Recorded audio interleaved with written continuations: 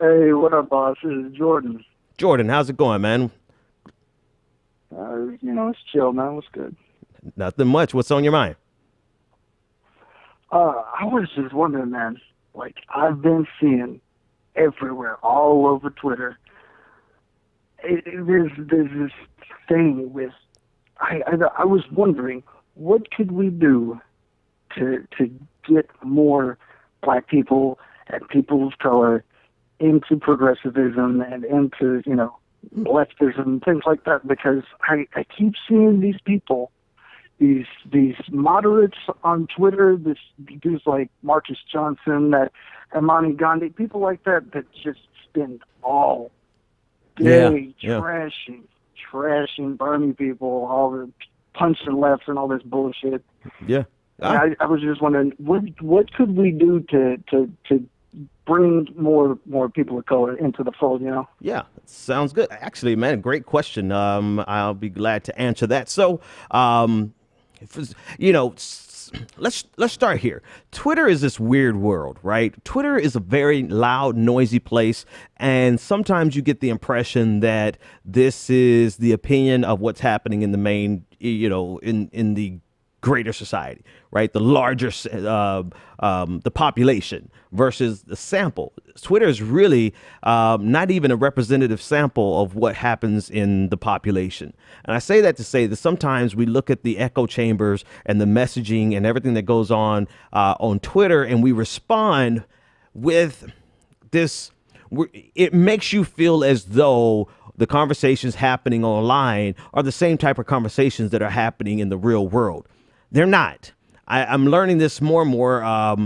Twitter is really this hyper partisan, nothing more than a hyper partisan world, even more so than Facebook. And I think that's relevant to the question that you're asking because it may seem as though it's difficult to reach the black community with a more progressive and people of color in general with a more progressive message. But the reality of it is that the most Americans, even Republicans, there are some Republicans who have an affinity for very progressive policies. And we've seen that with polling. We've seen that on issue by issue. You've even had some Republicans advocating for a single payer healthcare system. So it may seem as though because the way Twitter is set up that we cannot reach those people.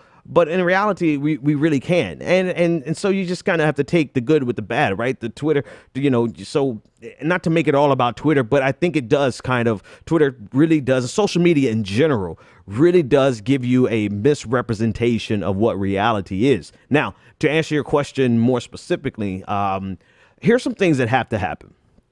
Number one, in general, there has to be a concerted effort to outreach to communities of color.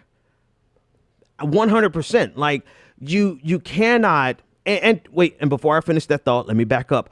The outreach has to be more consistent and more intense and more effective than anything establishment Democrats may have done in the past. You can't replicate what the Democrats have done in the past because most people who aren't voting right now, or most people who are disillusioned, they're disillusioned with the Democratic Party as well. So you're going to have to canvass, but canvass a little differently. You're going to have to communicate with them, but communicate a little differently. You're going to have to deliver. You're going to have to be there when they need you there. Flint, they need people, boots on the ground to help them advocate for clean water after 2 years. Chicago, they need help fighting back against Rahm Emanuel, the shutting down of schools all across the city, public schools. I mean, in Baltimore, they need help pushing back against Mayor Catherine Pugh, who's a Democrat, but now she's vetoed the fight for $15 minimum wage. And so this is a perfect opportunity for organizations like Democratic Socialists of America, all of the different organizations that are forming and that have formed to go and be there on the ground in the midst of those local fights. And so we have to think nationally, but act locally, right? And I'm trying to think, somebody else has said that. That's not obviously not an original thought of mine, but it's very true, right? Your goal is to have a national electoral impact, but you have to convince the people locally. You have to go to the barbershops. You have to go to the beauty salons. You have to go to the mosque. You have to go to the churches. You have to go door to door in these neighborhoods and build long-standing, lasting relationships, so that when they hear people online who are ridiculous, or in their community who are ridiculous, it doesn't really matter what they say. All that matters is that they know that you, as a progressive, and this progressive community as a whole, and progressive organizations, were there when the communities of color needed them the most. Relationship building is the absolute most important way to bring more progressive voices from the Black community and the communities of color.